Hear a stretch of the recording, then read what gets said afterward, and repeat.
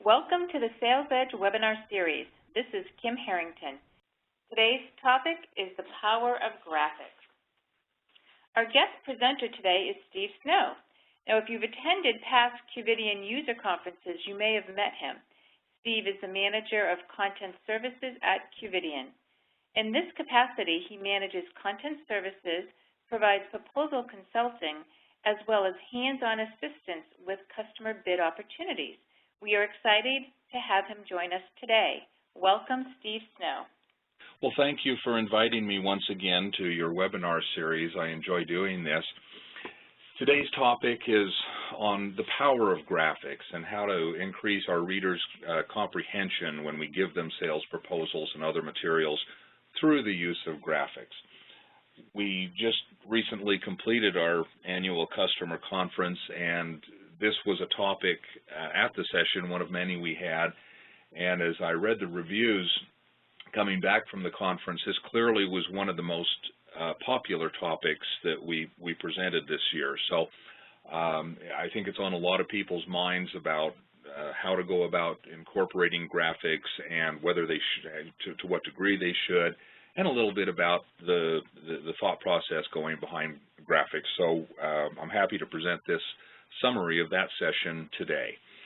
I'm going to start off with just some facts to stress the importance of this topic. We all know when we're communicating face-to-face that we get as much from the nonverbal as we do from the verbal. We're looking at facial expressions and gestures and body language and so forth, but the same is true in any sort of communication. And in our sales documents, our proposals, it's important to use this tool when appropriate to present ideas more effectively than text alone. Just in general, it's estimated that 93% of communication is nonverbal, and if that's the case, we should try to maybe not make our proposals 93% graphics, but ensure that we're using enough graphics and using them properly to communicate as effectively as possible. Just some other facts. Using visuals in our documents can improve learning by up to 200%, according to the University of Wisconsin.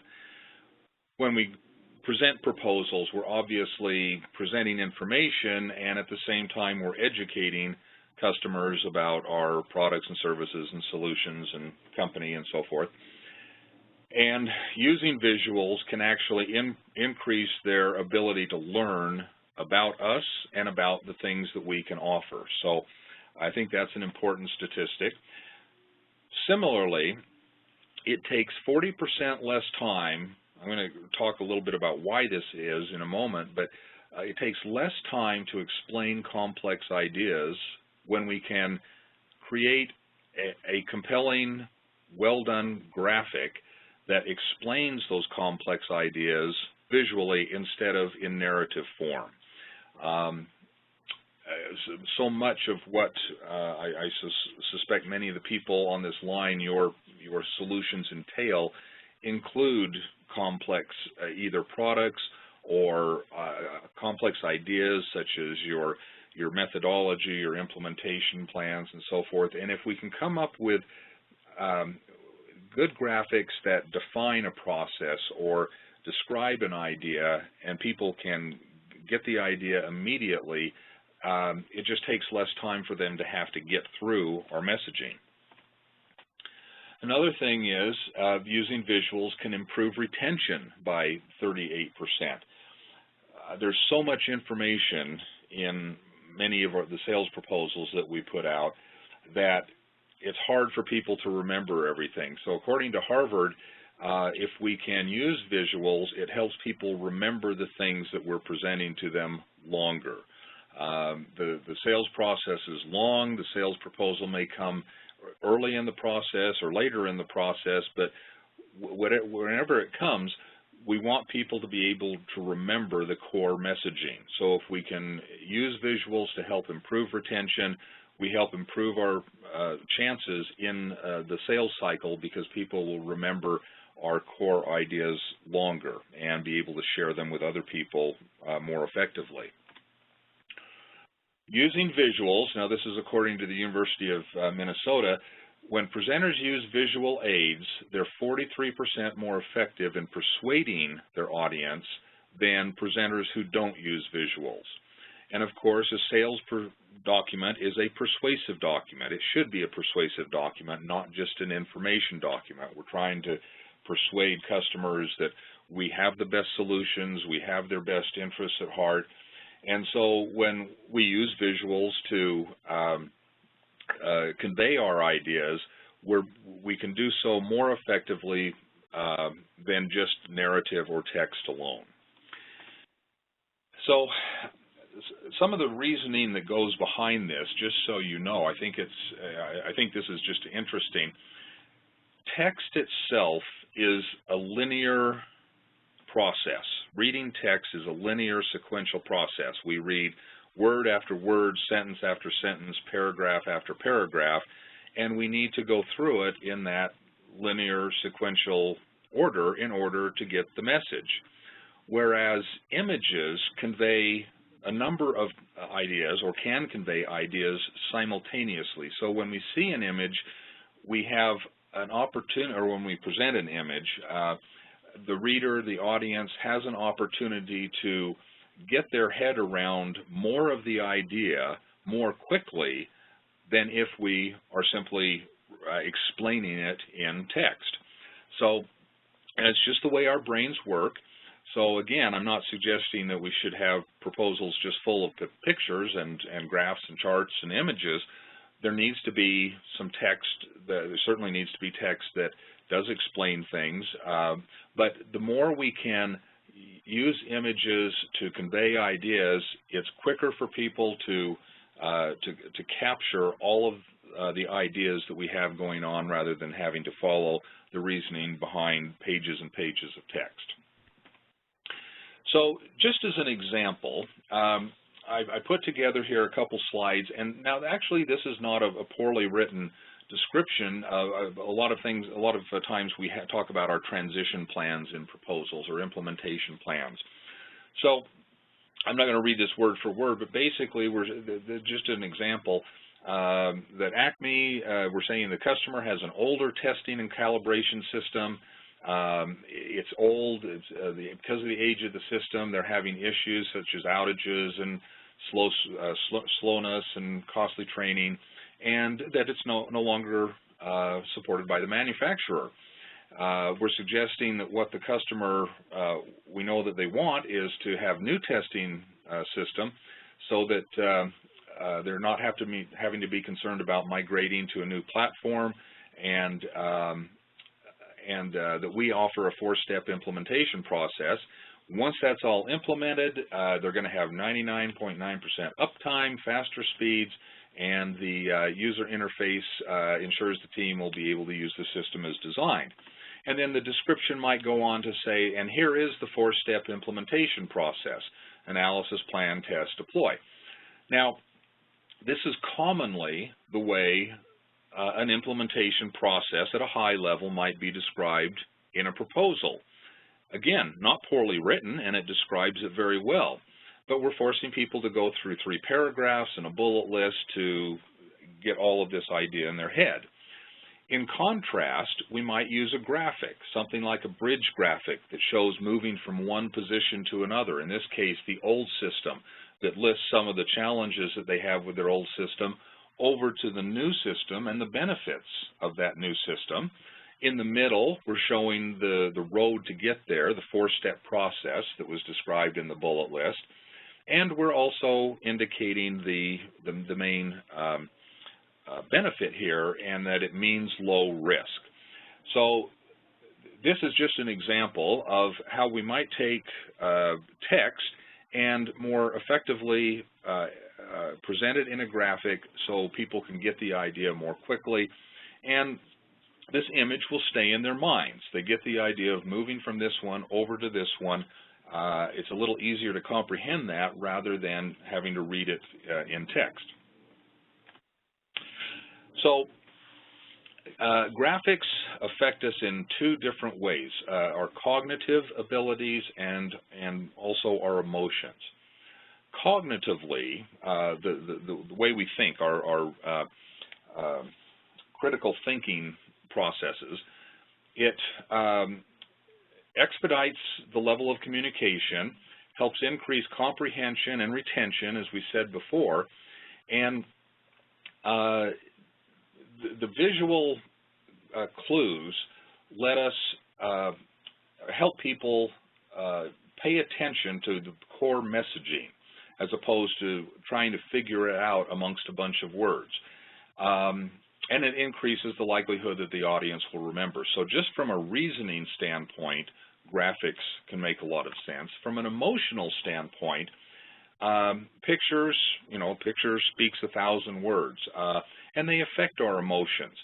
The thing I like about this description is that graphics, they flip a switch in our brain that stimulates other areas of the brain, and it leads to a better understanding of the material presented. It makes our brain work a little bit different way when we see a picture than when we're reading text. And the way it works differently is it taps into different parts of the brain, and it kicks those into gear and helps the reader, the audience, comprehend more effectively the message that we're trying to convey. So there's a little bit of science behind the purpose and the reason of using graphics. Now here's an example. This actually came from one of our customers. I'm happy to say they had originally about a 2.5-page listing. This is obviously a bank of a lot of the things that they offered to customers. Channel solutions, e-payments, mobile, so on and so forth. And originally this was about a 2.5-page listing. There's a lot of information here. And it had been written in the way we commonly would do that.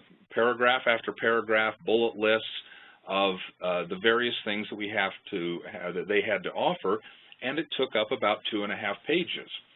And they took that information, and I'd like to say it was on our council, but this is just something that they had done on their own, so I applaud them, and they put it into a graphic. So in just essentially maybe 1/3 of a page, as opposed to 2.5 pages, they can present the entire story of their service offerings. Now, of course, in a proposal, they would go on to explain a little bit further the specific services that they're offering to that particular customer, but this is a way to paint the picture in a nice, concise way of the broad range of solutions that they can offer to their banking customers. So just, I thought this was just a nice example, so I wanted to throw that in. Now, when you decide to create graphics, let's remember that the goal is to elicit emotions that support your goals. And there are 4 basic steps. There's actually a lot of detail that can go into it, but there are 4 basic steps that I just want to talk about briefly today. And the first of those steps is you do need to know what your objective is, what your goal is. After they've looked at the graphic, what do you want them to do or think? If we don't know that, it's hard to put together a graphic that helps accomplish that objective. We don't want to throw in graphics just for the sake of prettying it up and having colorful pictures in there. There needs to be a reason to have the graphics. So we need to know, first of all, what we're trying to accomplish, to say. We need to know the audience. Who are we speaking to?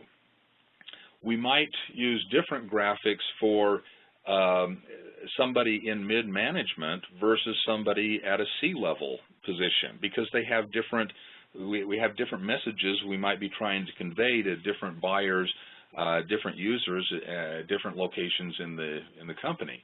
So know your audience and make sure that the graphic is being designed for that particular buyer type. We want to conceptualize the graphic, and this is kind of the fun part. This is where we get out a sketch pad or a yellow pad and just start doodling and drawing out ideas. Think about what you're trying to accomplish, who the audience is, what the message is, and then come up with some different ideas about how we might be able excuse me, to convey that. So that's the conceptualization phase. It's nothing fancy. It's just, it's sort of the brainstorming of the graphic. And then the fourth step is to actually render the graphic, to create the graphic. And we'll talk just a little bit about places to get graphics and going through the process of creating graphics as well. So 4 simple steps. And I'm going to go through each one of those very quickly. The first one, knowing your objective. What is the message you want to convey?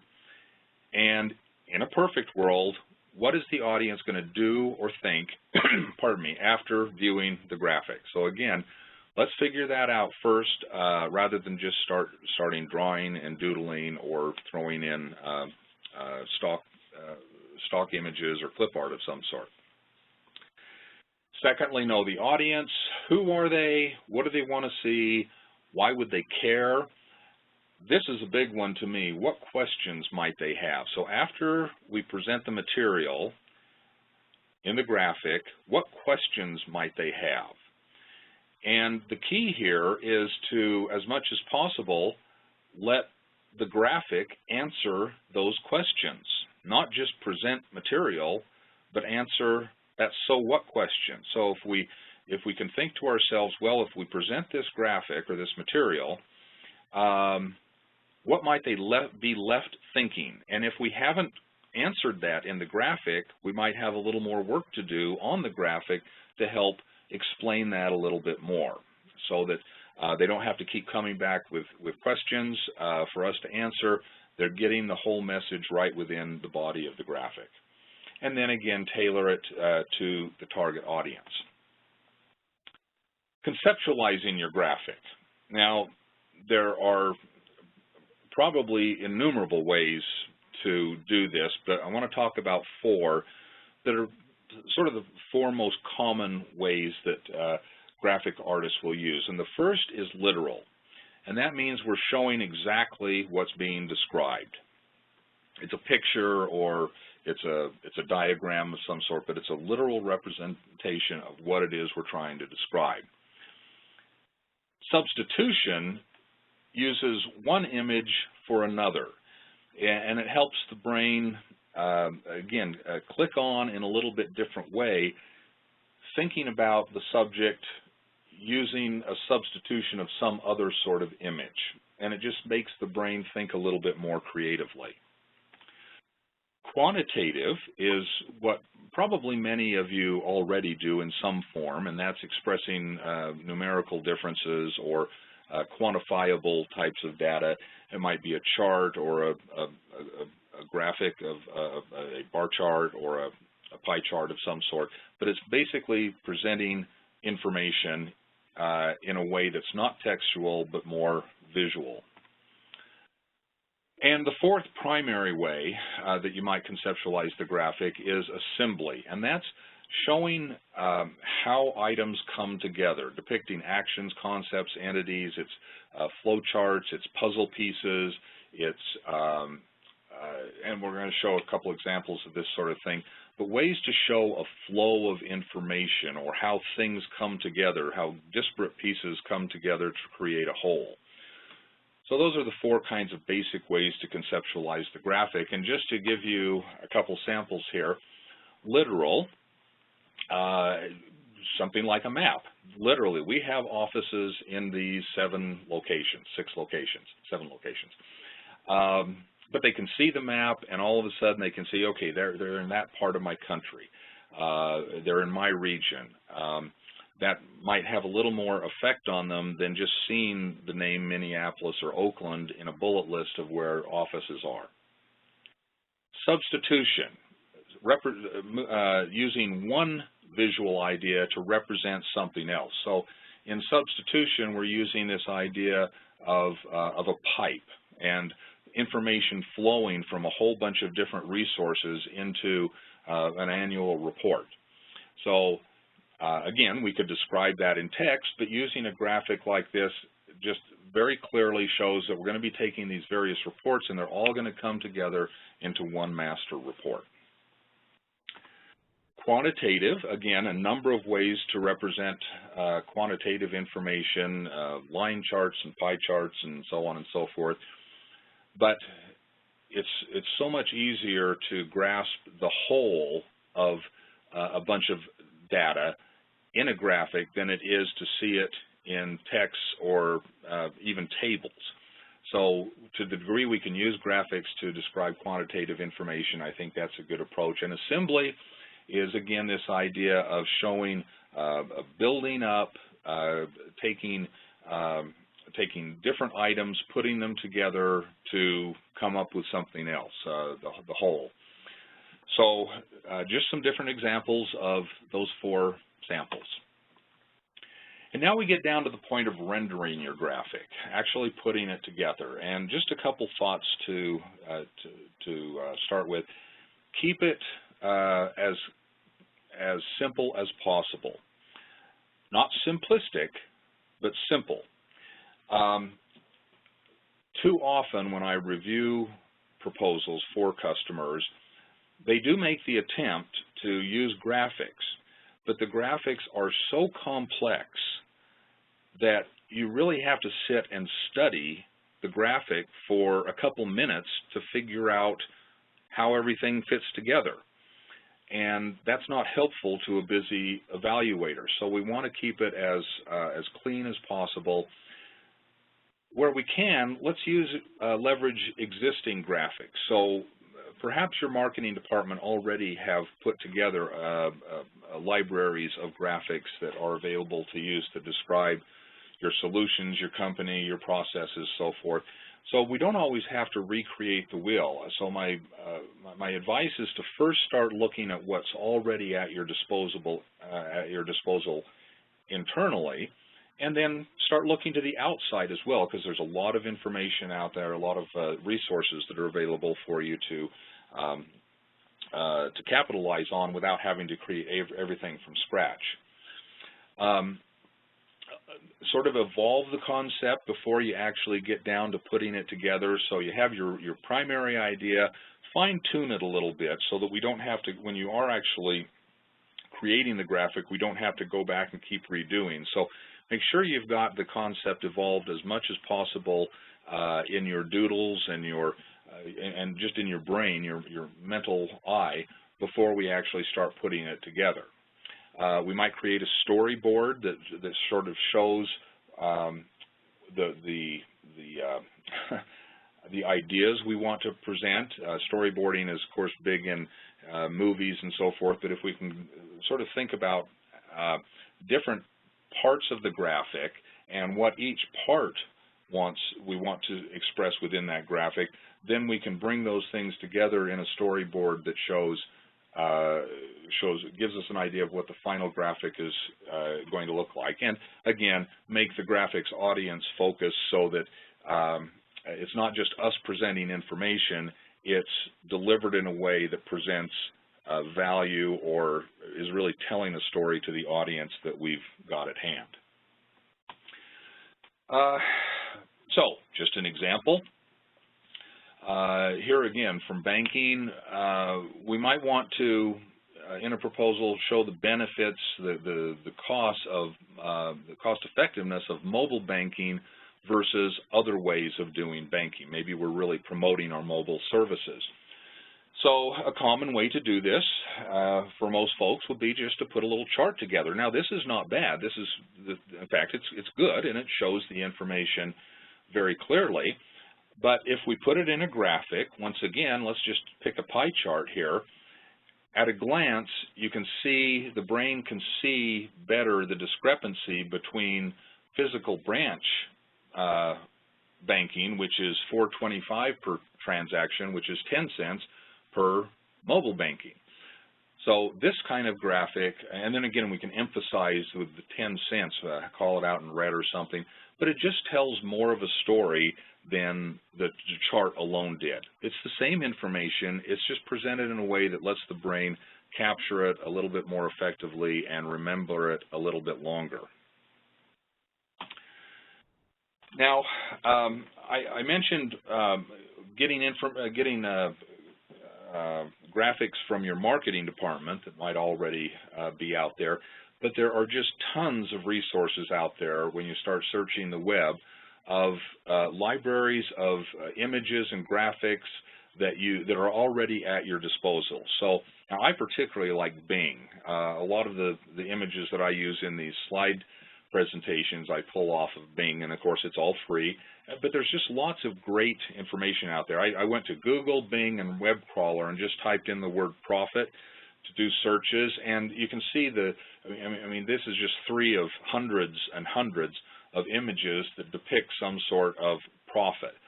So take advantage of the things that are already out there. Now when you're pulling images like this in, you might want to be incorporating them with some narrative and maybe combining a couple of graphics together. And I find the most effective way to do that is to pull your images into PowerPoint, and then maybe you've got 2 or 3 images that you found that you want to pull together to tell a story, and you want to add some text to it. So if you can find good stock images that convey the messages you're trying to deliver, pull them into PowerPoint, a slide, put in a text box, maybe put borders around it, and then what you can do is take, as you've rendered it within PowerPoint, take your cursor and draw a box around the whole thing and use the selection to group together, or to say, as to save as an image. And it will take everything that you put together, these disparate pieces, including text, it'll group it together and it will save it as an image. I recommend that you save it as a JPEG. That seems to work best when we're importing it into Word. And save it in an images file. And that's a nice way to also have images that can be customized for different types of different customers in different situations. So we might pull together several different images, but have the text be specific to that particular customer for that particular proposal.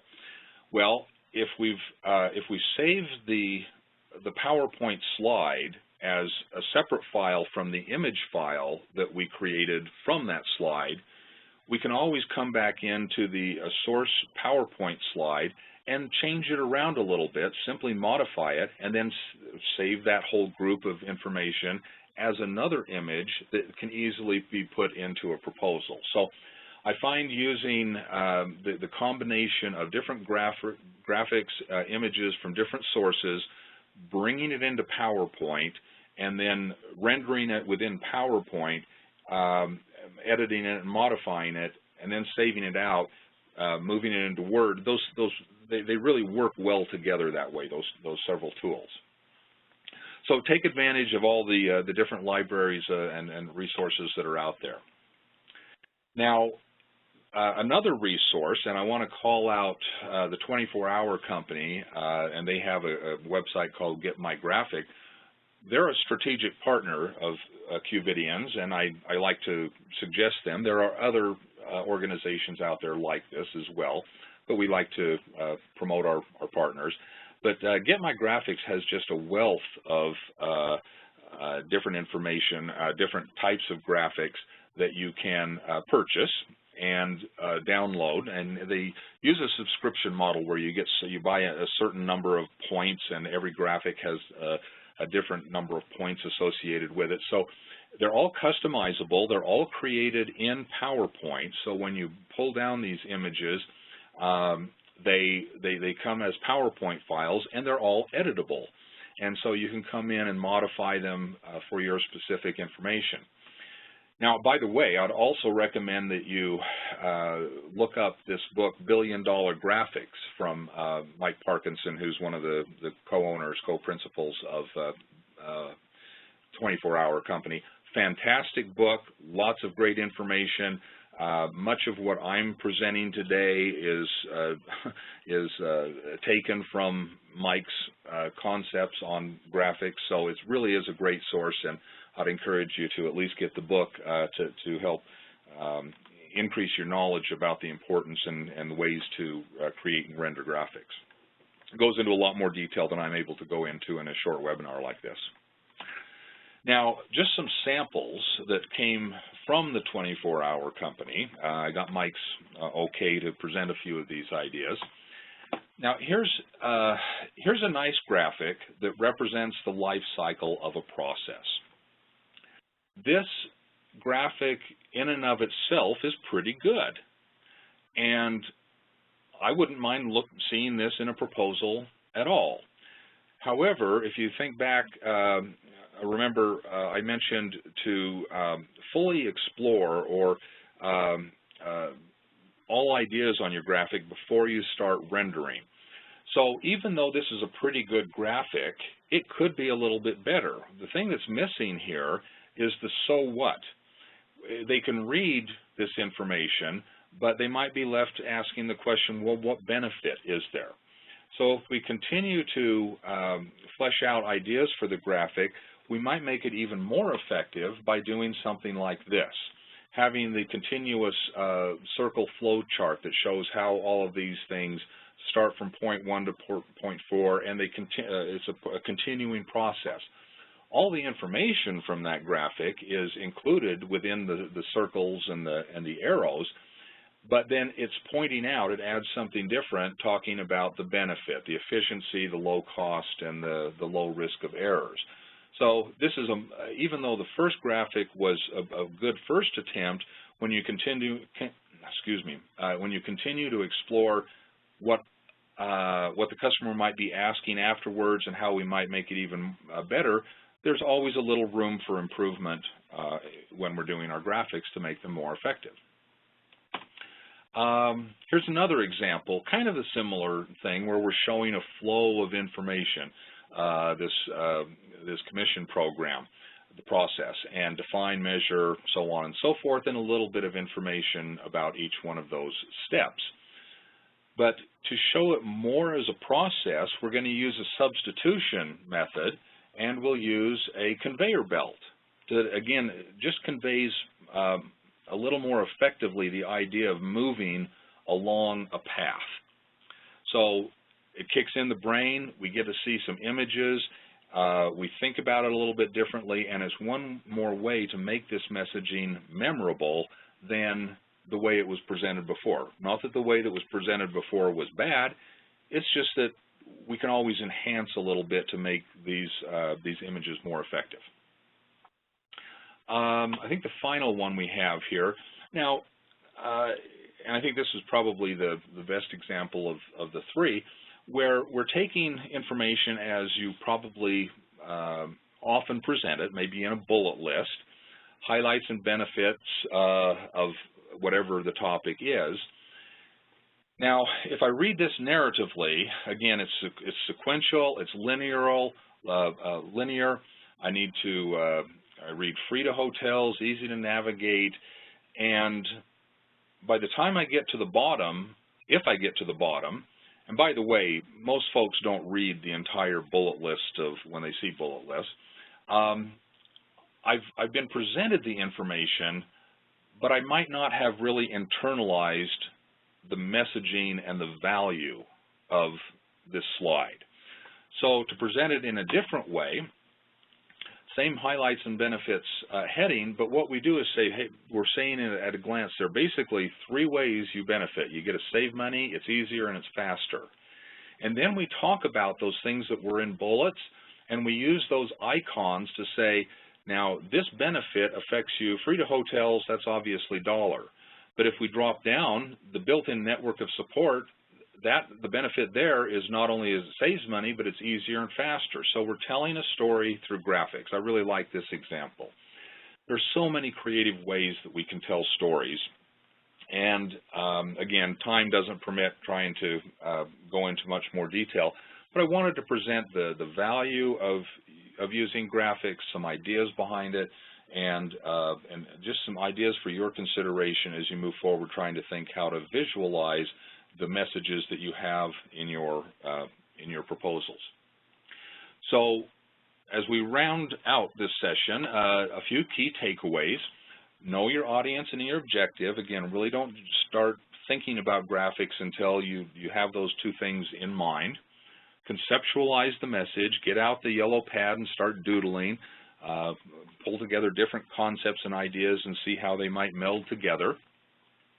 Certainly capitalize on free stock images and all those resources that are out there instead of trying to recreate the wheel every time.